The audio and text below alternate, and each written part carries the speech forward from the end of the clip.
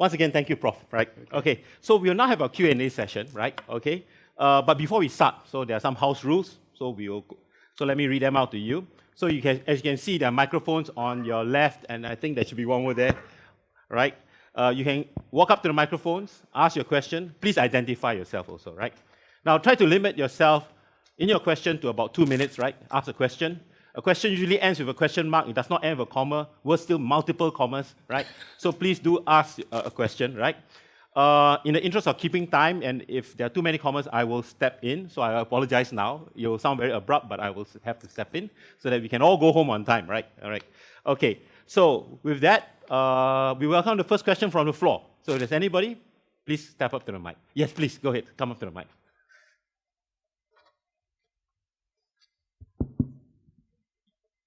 Hello, my name is Teresa. I actually saw this, came to know about this talk through Facebook. I'd like to thank Professor Tay for a very insightful and very happening sharing, very, very full of profound wisdom. We regretted you didn't accept Lee Kuan Yew's invitation, or Singapore will be a lot different now. I'll be in jail. Okay, my question is, with the advance in digital age, technology and all that, people are going into e-learning. So it means that education has a third door, that I need not travel to a country, but I can just, through Skype or e-seminar, whatever, I learn in that way. Maybe only to go to the country for 2 weeks or maybe in between semesters. So how would this then apply to your sharing of, we want to turn Singapore into a Boston city someday. Is there a third door for that too? Yes.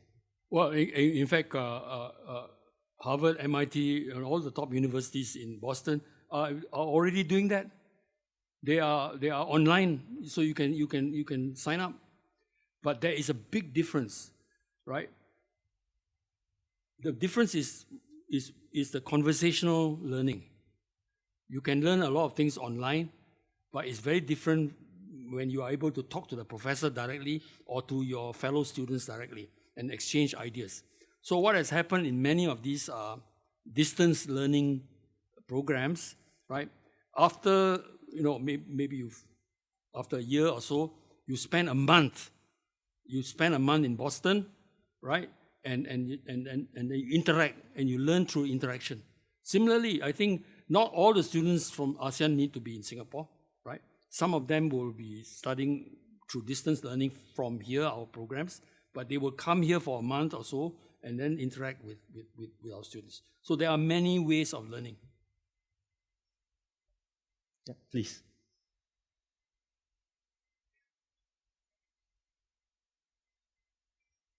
Dr. Tay, that was a very insightful talk you gave. In fact, I've seen your one on YouTube also. But actually, my name is Ho Lai Soon. My question is, I think it's very simple. You talk about having underground recreation and things like that. But every time I drive from Orchard Road to Katong, I will pass to SMU. And SMU is supposed to be a university in the city.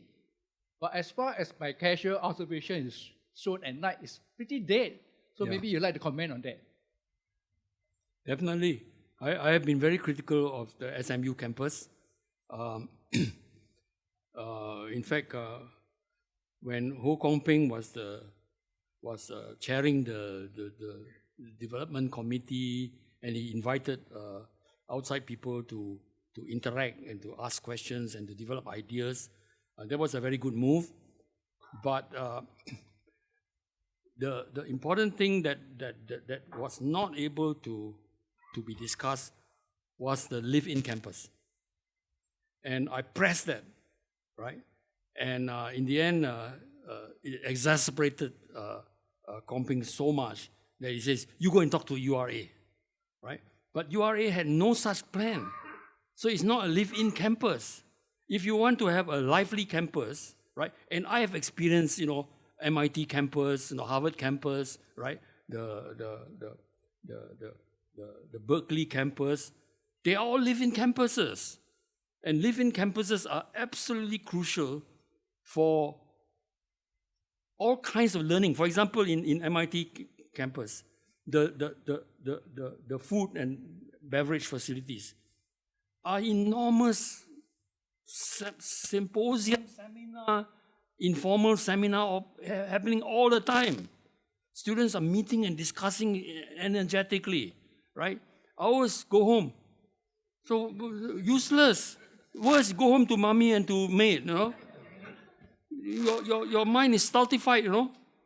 So this is very crucial, you know, right? The other thing which I really want to talk about is, do not hand feed your children. We must decide. If anything that we can conclude tonight is, we must go back and tell our children, right, who have children, do not hand feed the children. Let them make a mess, right? Tell the maid, do not feed the child.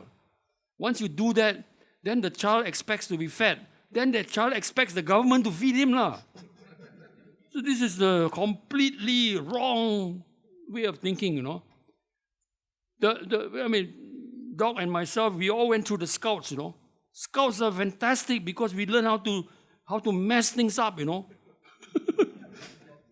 and cook and, you know, scrub the pots and all sorts of things. That's how we learn initiative, how we learn to take things into our own hands, right? Otherwise, you're expecting things to happen for you. That's a nonsense society, you know. Future of Singapore is dead dark, you know, if you do that. So I think, of course, parents and maids, of course, maids follow the parents, right? Parents want to do it out of love of the child. But this is a wrong way of loving the child. You're killing the child. So, if anything tonight can bring home, it is this message. Tell your children, never feed the child. Yes, the next question. While he's taking his time to watch, please, you can line up over the other side too.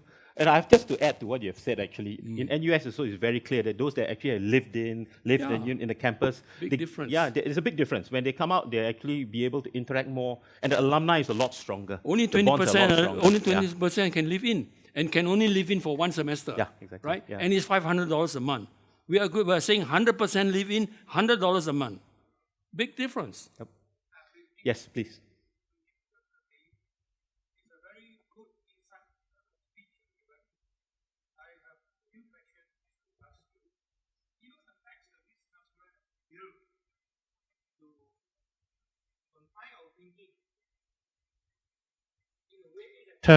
In a way that we all know, we are hardly thinking out of the box. A good example, I myself has been caged in a box for more than 40 over years until I went to Thailand to work. And then I say, wow, this is something not right. I have 5 grandchildren. My daughter, 1 maid not enough, hire 2 maids. Feed them, spoon them, and do everything. So after this message, I start to get worried, you know. That the 7th C you talk about is the cascading one lead to another C, which is very true, because I myself, when I went overseas, you have to fence yourself, everything by yourself. Absolutely. And no longer like in the army, dear, you straight and then you follow away from instruction. You have to generate your own instruction for survival. I think our education system, our home bringing system also have to be looked into. But there's one more very critical thing that I would like to ask is, apart from the Marina, where we have the opportunity to size up 1 kilometer with 2 million people, other part of Singapore already been caged up. So what will be the, surmountable planning that goes into how to undo all this is? Undo it. Taking into consideration if the government will accept this idea. I think the whole input of a small red dot in Singapore, expounding to control the 45 million is a very good idea. We all thought that all the manufacturing in Singapore have been shifted out, many of which, that's the reason I followed to Thailand. But after hearing your talks, I think I love your last slide to hovercraft. Big, good opportunity. I think tonight it gives us a very deep insight, and indeed, something that is thinking out of the box, but something that is not so simply accepted. So what would be your question? So my question is that, what do you see and how do you think that this concept can be gradually integrated into Singapore? Thank you. I'm hoping that PSP will be the champion together with all the other political parties, right? I think we are at the stage of Singapore's political development that there's a whole set of new people, new ideas that are going to come together, right, to challenge the existing orthodoxies. The existing doctrines are really out of date, right? But the problem is that, people who are out of date don't want to believe that they are out of date, you see.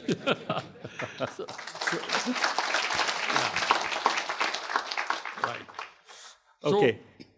So, the renewal of HDB. What was your question about renewal of HDB? Okay. In the last in the presentation which Khoo Swee Yong, Yo Lam Kiong, and myself presented About 2 weeks back. about 2 weeks ago, right, where we looked at the problem of the inadequacy of the inadequacy of retirement because so much money is tied up in the HDB flat, right? Because people have been wrongly induced to believe that the asset value of the flat will never go down. It will go down. There's no way it cannot go down. It must go down, right? 99 years, right, it will be zero, right? And we must be very grateful to Lawrence Wong, who told us the truth. Yeah. So the issue is that, and the other thing is that reinforced concrete structures are designed only for 100 years because the steel inside the concrete is only 2 inches away from the surface, So any little crack, the water goes inside together with the carbon dioxide, which becomes carbonic acid, will eat away the steel bars. And no engineer will certify structural stability after 100 years. He's not going to put his neck on the block, okay? Which means that they have to be demolished. The question is, demolish and then build what, right? I'm arguing that the Greater Southern Waterfront, right, with the 2 million people, and I showed the picture, right? It is very livable at plot ratio of 4.5. Any of the existing estates can be returned back to nature, and people will then be given new houses in the southern waterfront, right? And we turn that whole waterfront thing into a gigantic university city. What a great joy it is to live and learn. We are not going to stop learning, Even at my age, I'm still learning, right? We will be learning, and the joy of learning, together with young people, with new ideas and all that, that will be a wonderful new city in the south, right? So I think that the transformation of our existing estates will increasingly be going on, right? But also people must have choice. Some people want to live in the kind of rural, more vegetated, more greenery kind of environment. Yes, that should be the case. But my argument has always been, even if you live in a very rural kind of setting, you must live in close, compact settlements so that your clinic, your school, your grandchildren, and all can live closely to each other with all the facilities next to you. This idea of spread out development is a Western concept which is a disaster. America is completely a disaster. That's why Donald Trump is so powerful, because he is trying to, his votes are coming from the disaster area. Yeah. Okay. Francis had a question. Yes, please.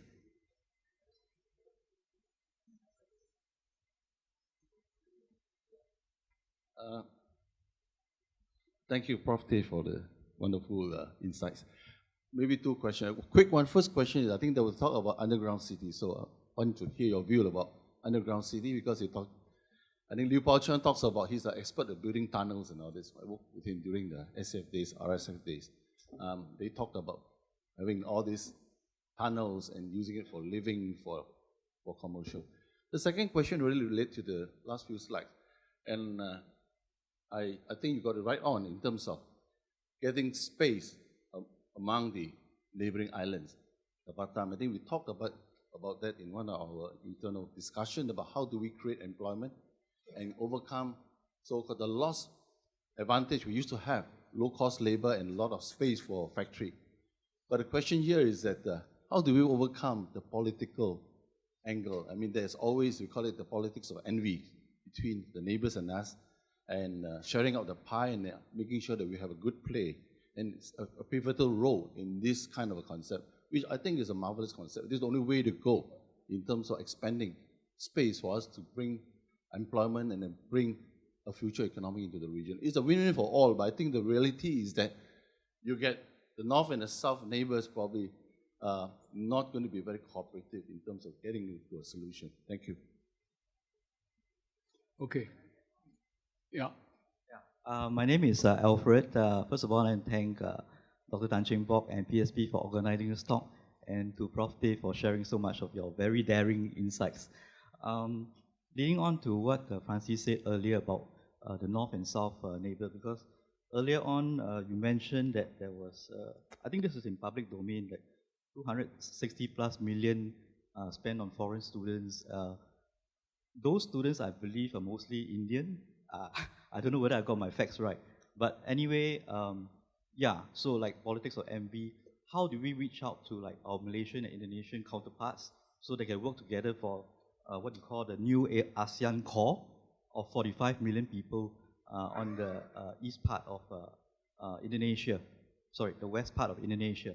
But also President Joko Widodo also mentioned that it's going to shift the capital of Jakarta to East Kalimantan. So how do you factor that into your planning? Sorry, I had a lot of questions. The last question is that, yeah, all these things take a lot of time. How much time do you envision we can have a new ASEAN core? Thank you very much. In fact, I'm going to Sumatra tomorrow, okay? And it is to discuss with a very big industry developer there, right, who is actually raising this question. How does Singapore play a role in the development of Sumatra? Okay. I also had another very important meeting with the biggest industrial estate developer in Java. Okay. His name is Damono, and he told me a very interesting point.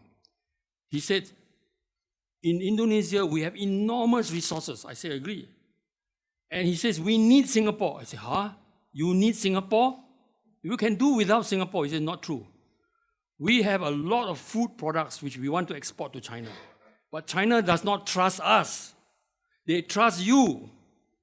One of Singapore's important role is to be a quality assurance branding process. That is how we must work with our neighbors, right? We must bring advantage to them, right? Then we will share in the prosperity. If we keep on thinking of ourselves, right, jealously guarding our little red dot, then we are done for, because the world is changing around us, okay? So this is one important thing. Second important thing is the,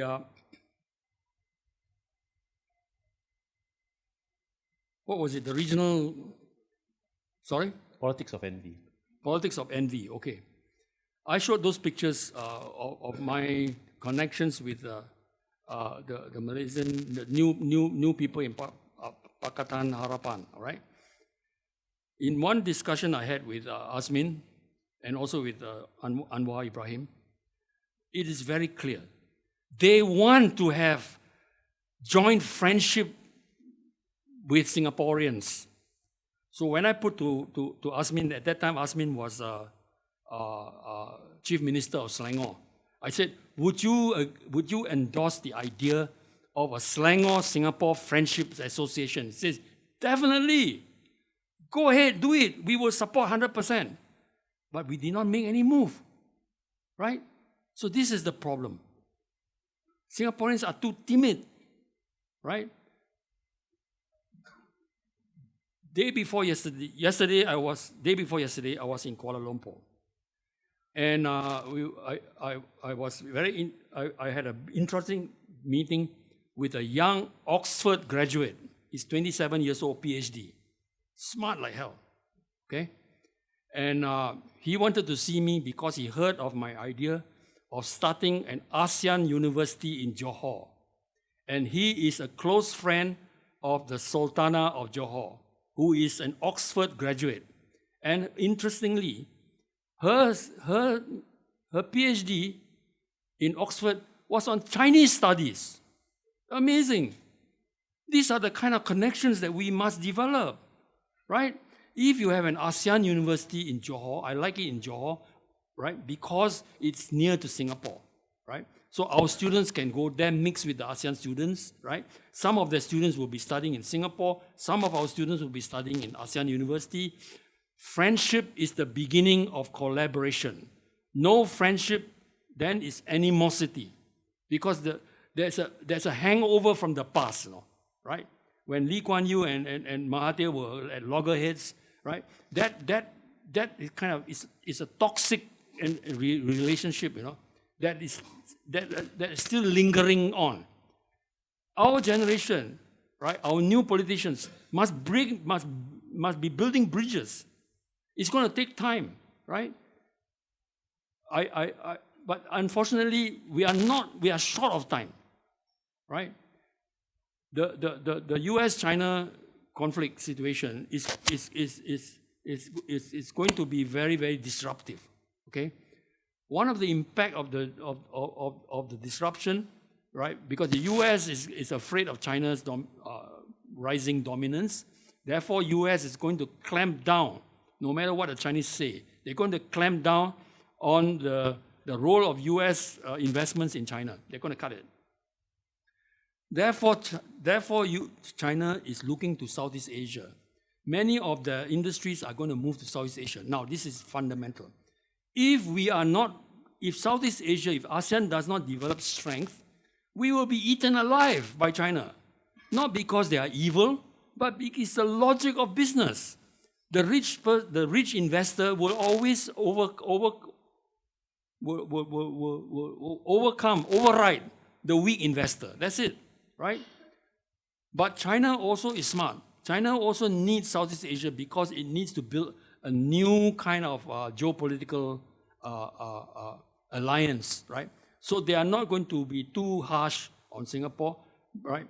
On Southeast Asia, but we must be able to play the game well, right? We go to the US and crack dirty jokes, cynical jokes about Chinese drinking soup, pork soup, when we are in trouble. That's why they took our Tarex and locked it up.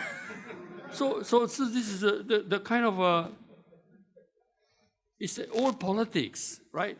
The new politics is that we must learn how to negotiate, how to form new relationships, right? And the best way to form relationships is the students. Jokowi's son studied in ACS, right? That's why Jokowi has a very good feeling about Singapore. So this is very important. We need to build, right? I want to urge our political parties not to be so obsessed only with Singapore. We need to build friendships in the region, political friendships, right? There are a lot of young new politicians in Indonesia, in Philippines, in Malaysia, and so on. We need to connect. This is the important thing, right? Did I answer your question? Yeah. Okay? Yep. All right. Alex, you have a question? I'm Alex Tan Tiong Hee. Prof. Tay, can you tell us, what do you think, what has gone wrong with Goh Chok Tong's Golden Triangle? Golden Triangle? What's that? Thank you. Golden Triangle, the much talk about 2 decades ago. Golden Triangle, the Golden Triangle. Okay, Sijori, yeah. Okay. Thank you. The important thing is that there was a breakthrough.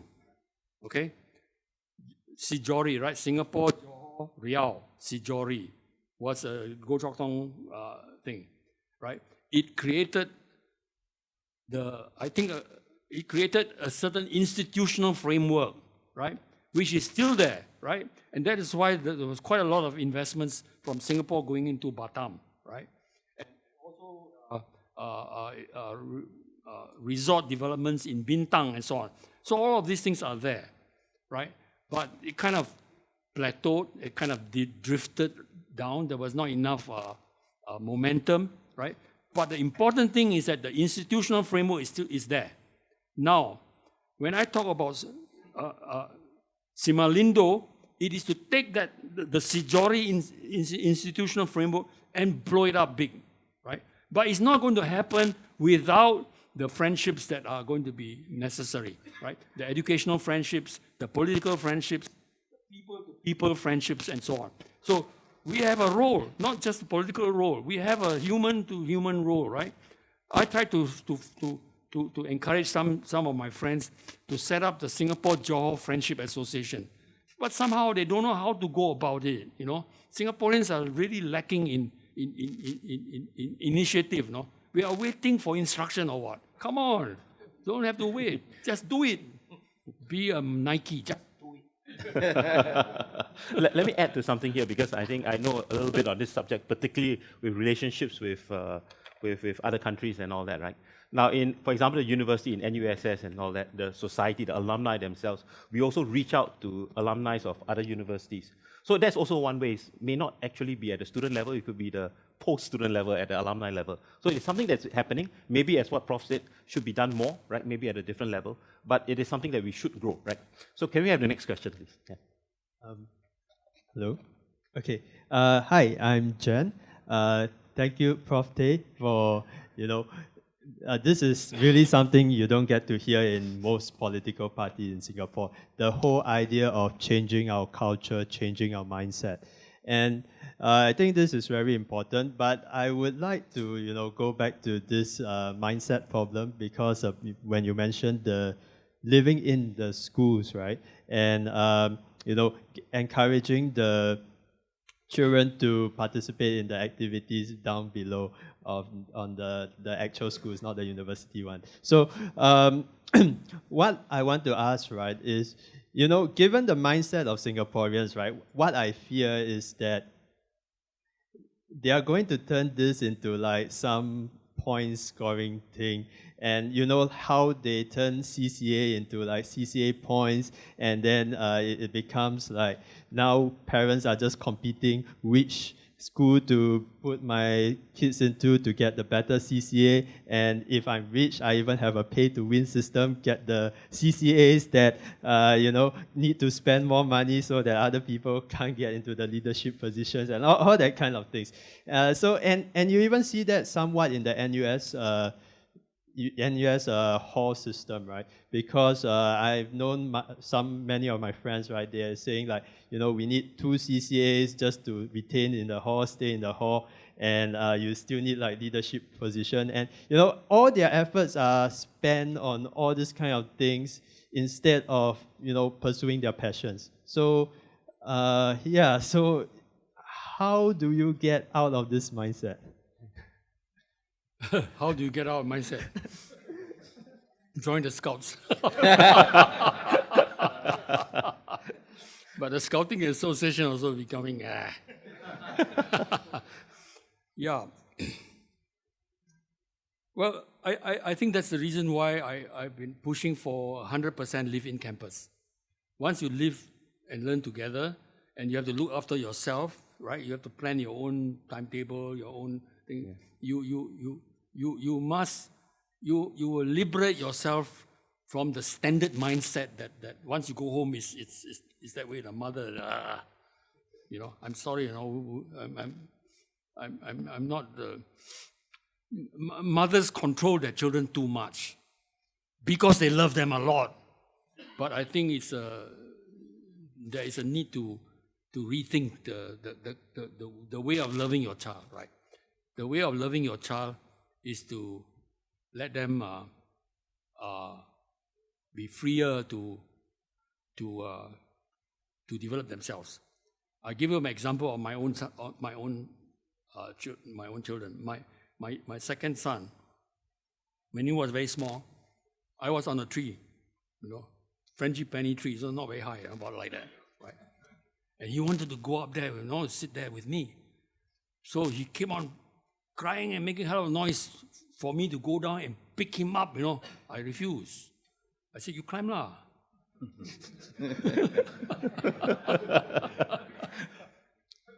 So he struggled. Finally, I took a picture of him crying below, see. Then he came up. By the time he got up, I took another picture, was smiling, That was when he was 4 years old. Then I was so proud when he took my kayak when he was 18 years old, and he rowed a kayak from Singapore to Tioman. And then he threatened to row from Singapore to Kuching, right? Wow. So that's the kind of courage, you see. Without courage, that's why I thought about the sailing the 7 seas, right? Competence first, confidence, right? Then courage, right? And then without courage, you dare not ask questions. Therefore, you are not curious. Without the curiosity, you cannot be creative. This is the absolute concrete flow. And parents must learn this, right? Right now, I am in discussion with 2 school teachers who are now running their own private tuition because they're fed up with the school system, okay? And they are working with me to prepare a working paper which we are going to put to certain key people, right, influential people, to start a teacher training program. Because we tried, right? I tried, together with the ex-school principals, to change the education system. You cannot change the system because the entrenched people will never allow you to change anything because their livelihood is there, right? In fact, Jack Sim told me this. Jack went to see one of the previous ministers of education and explained to him the problem. And the minister says, don't talk to me about it. You better talk to the next minister. Yeah. Because they know if they were to make any changes, the parents will come down on them like a ton of bricks. It's the parents that are running the Ministry of Education. Do you know that? Because it's a triangle, right? MOE here, teacher here, parents here, this triangle. The triangle is the most stable of all structures, cannot change. I'm arguing, right, in the super school concept, we need to have a rectangle, not a triangle, right? So the fourth factor in the relationship, so you have the MOE, you have the teacher, you have the parents, but you must have the employer, okay? The employer is the one that the parents are frightened of. Because the parents are worried that the son will not get a job. Okay? I was at a meeting which was called by the what is it called?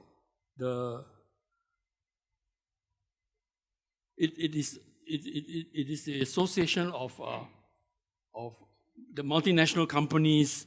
They have a committee and so on and so forth. And they called the Ministry of Education to meet them because they wanted to know why is it, they asked this question to the ministry, why is it we prefer to employ a second-rate Australian graduate and not a first-rate Singapore graduate?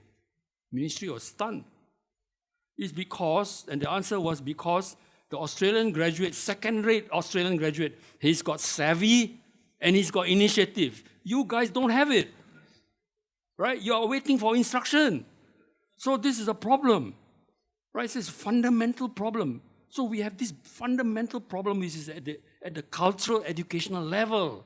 At the political level, the government, the ministers are frightened like hell of the parents because they vote, you see. So this is the situation that we are in.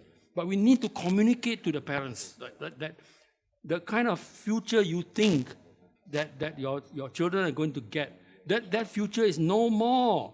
The world is changed completely, right? You do not need to know, right, all the stuff that the PISA score ranks you. You need to develop the human capability, the curiosity, the initiative, the courage. These are the critical issues, right? Because the rest is going to be run by robots, right? They don't need human robots anymore, right? So you are forcing your children to become a human robot. You are wasting their time. You are wasting your future. So this is the fundamental. The world has changed really fundamentally, right? Right. So how do we? So one of the issues I didn't have the time to talk about, the change in the political system. I'm serious. We have 5 CDCs, right? We should turn them into 5 different governments, right? So that each CDC will have its own election, right? So one CDC may be run by PSP, another one run by WP, another one run by SDP, another one run by PAP, and so on. Let them compete, right? So who can do better, right? So people can see, oh, this is a much better place. I move there, So, right? And this is not a new idea at all. This is how Switzerland runs itself, right? All the different cantons, right? Right? And then from there, they select the people who then form the central government, because you need a central government to to talk about the overall economy, talk about the finances, talk about the security, talk about the foreign policy. So that you need central government. But local government must deal with local issues. So there should be 5 ministries of education. There should be 5 planning departments. There should be 5 transport planning departments, right? We should be able to have PMDs running everywhere without crashing into people. So these are the issues, right? All local planning must be decided locally. International decisions must be made centrally. So this is the kind of society that we want. And the different education system, right? So this lousy school, we don't want, we go to this school. So that kind of thing, right? So I think this is the way for our future. Our smallness is an advantage. Because being small, we can implement things fast. Big countries, big problem. Our country, right? Small problem, but we make the small problem into big problem. Thank you, Prof. So basically, every question you gave us a mini lecture also. So we are slowly running out of time here, right? So we can have our last 2 questions, this gentleman there, and then one more question, please, from the floor, right? Okay, thank you, Prof, for the very insightful presentation, really eye-opener. I'm really interested in your the ASEAN Core project, which you talked about, Singapore and Malacca and Sumatra and all that. So my question is, how do we uplift, right, this plan, right, that we put across, right? How do we uplift the lives of the 45 million people in that region, right? Given the fact that right now you have gig economy upon us, the so-called 4th Industrial Revolution. All you need is an internet connection. It's a globalized economy. Why do we have to have just that sphere of 45 million? You can reach across the global spectrum and reach everyone else. We start with the 45 million now. Yeah. So I'm just saying, what is the engine of growth that's going to drive that for that 45 million, do you think? Oh, thank you. A lot of things. Like food production, for example, right? Food production and food processing, very crucial for China market, right? I was talking to a guy who exports mangosteen, right? Mangosteen demand in Europe is enormous. We cannot supply enough, right? But to get the proper selection, the packaging, right? Establishing the supply chain, all these things, a lot of work. But the market is enormous, okay? China, the food requirement is tremendous, right? For example, they are, right from ancient times, they're interested in, sea cucumber, right? Because it's got aphrodisiac properties, right? Can we sell our Indonesian jamu to them, right? With all the what do you call it? What's the famous aphrodisiac from Malaysia. Sorry? Tongkat Ali. Tongkat Ali, right? All of these things are enormous, you know. Now, then the energy, right? The energy grid which I propose, right? Immediately will, for example, Sumatra, a lot of geothermal or seismic, right? We can put some wire, some electrical wire to connect to Singapore as a start. Eventually, this will grow into the whole network, which will include southern China, right? So we tied southern China into our energy network so that they need us, right? We need them, but they also need us. So this is the strategic kind of game plan that we have, right? So we must begin to think larger, you know, how do we connect all these things? Now, the question is, what kind of urbanization? Because the assumption now is you need the big city, right? I'm arguing that in the 21st century, with the new technology, right, with the communication technology, with robotics, we do not need big cities.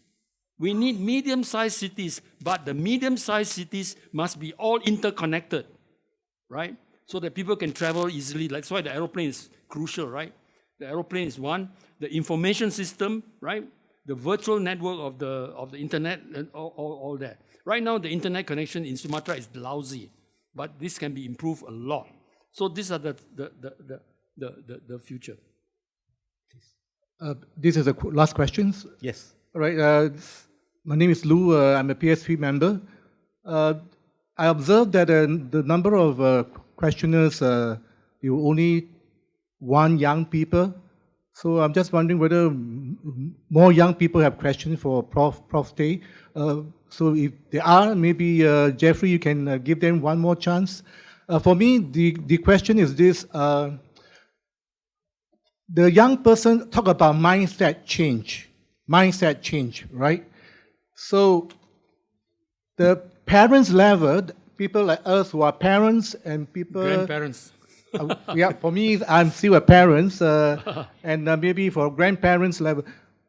How can you get the young people really change their mind? Because you have presented many, many innovative, visionary ideas to many, many powerful people around the regions and also in Singapore. I can see Wong Yi Kang was there. That time he's supposed to be the Minister of Finance, Education, and yet he couldn't make the provost or the chairman or the president of the university to do what is good for the university and for the children or for the kids. How are we going to change? I guess that's my question. Thank you. The other day at the forum on the solving the problem of the asset value decline of HDB flat owners, we make two recommendations. One is the automatic renewal of the lease. When it reaches 50 years, you're given another 100 years, another 99 years. But you know that when the flat reaches 100 years old, you have to be demolished, okay? But you will get a new flat free. So that was one proposal. So that is to safeguard the value of the existing flat, which we have to. Second one is the new BTOs for the young people, right, must be priced only at building costs, no land costs. So therefore, the price of a BTO flat would be half, in fact, 1/3 the existing price, because the existing price of a BTO flat is 1/3 is building costs, 2/3 is the land cost. The land price goes to SLA through HDB. So we want to chop that, no more.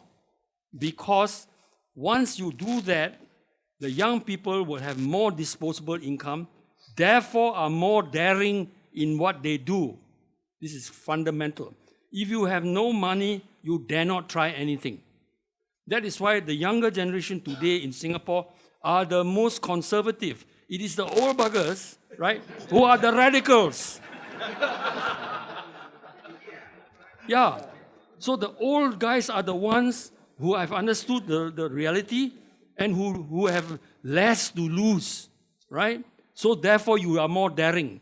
So one of the quips I made was, You know, if you do not solve the problem of the declining value of HDB flat, we will have the Hong Kong situation.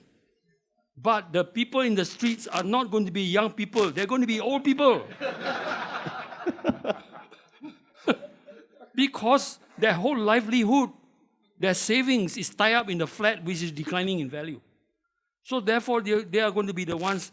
So the old in Singapore are going to be the revolutionary class. The young are the counter-revolutionists. Right. Thank you, Prof. Tay. With that note, we're going to end the Q&A session, but we're going to lock the door so he cannot run out. So the younger people here have a chance. You can speak to Prof after this event, after this Q&A session, right? Thank you very much, Prof. Tay, Jeffrey, and the audience for the lively Q&A session. I would like now to invite the party Secretary General, Dr. Tan Cheng Bock, on stage to present Prof. Tay with a token of appreciation. Please, Doctor.